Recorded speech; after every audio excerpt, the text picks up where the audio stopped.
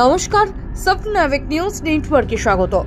চলতি বছরের এপ্রিল মাসে সংশোধিত ওয়াকফ বিল প্রত্যাহারের দাবিতে অগ্নিগর্ভ হয়ে উঠেছিল মুর্শিদাবাদ জেলার বিস্তীর্ণ অঞ্চল। রাজ্য পুলিশ ব্যর্থ হওয়ায় কলকাতা হাইকোর্টের হস্তক্ষেপে পরিস্থিতি নিয়ন্ত্রণে আনতে ঘটনাস্থলে মোতায়েন করা হয় কেন্দ্রীয় বাহিনী। বিক্ষোভ প্রশমিত হলে দুদিনের সফরে ঘটনাস্থল পরিদর্শনে যান রাজ্যপাল CV আনন্দ বোস। সেখান থেকে ফিরে রাজ্যের আইন শৃঙ্খলা নিয়ে উদ্বেগ প্রকাশ করে কেন্দ্রীয় সরকারকে একটি রিপোর্ট পাঠান রাজ্যপাল CV আনন্দ বোস এবং সেখানে রাষ্ট্রপতির শাসন জারি করার কথাও বলেছেন তিনি।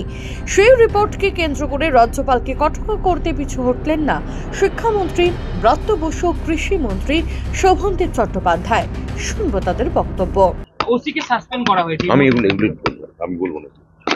রাজ্যপালের যে রিপোর্ট পুলিশকে দায়ী করা হচ্ছে এবং সাসপেন্ড করা হচ্ছে ওসিকে সাসপেন্ড করা হয়েছে। এই মুহূর্তে সবথেকে বড় আগামীকাল মুখ্যমন্ত্রী যাচ্ছেন। আগামীকাল মুখ্যমন্ত্রী যাবেন, কোনো সমস্যা থাকবে না, সমস্যা নেইও।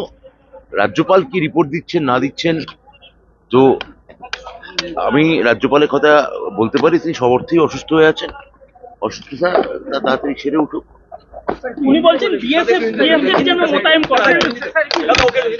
রাজ্যপালের উত্তর দিতে গেলে সেটা সমস্যার ব্যাপার। রাজ্যপাল মানে যার প্রতিনিধিত্ব করেন তার যে নিরপেক্ষতা, সেই নিরপেক্ষতা নিয়ে চলেন না, তিনি চলেন দিল্লির ইনস্ট্রাকশনে।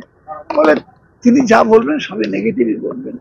আগামীকাল মুখ্যমন্ত্রী যাচ্ছেন এবং আমি মনে করি উনি আগেও ডিক্লেয়ার করেছিলেন যে ইনসিডেন্টের সময় আমি যাব না, ইনসিডেন্টের পরে একটু সময় দিয়ে যাতে যে পরিস্থিতি পাল্টানো যায় সেই মতন মুখ্যমন্ত্রী যাচ্ছেন এবং আমার বিশ্বাস মুখ্যমন্ত্রী যাওয়াতে 100% কাজ হবে। রাজা দে সফটনাভিক নিউজ খড়দহ। সমস্ত খবরের আপডেট পেতে লাইক করে সাবস্ক্রাইব করুন সফটনাভিক নিউজ। সেই সঙ্গে বেল বাটন প্রেস করতে ভুলবেন না।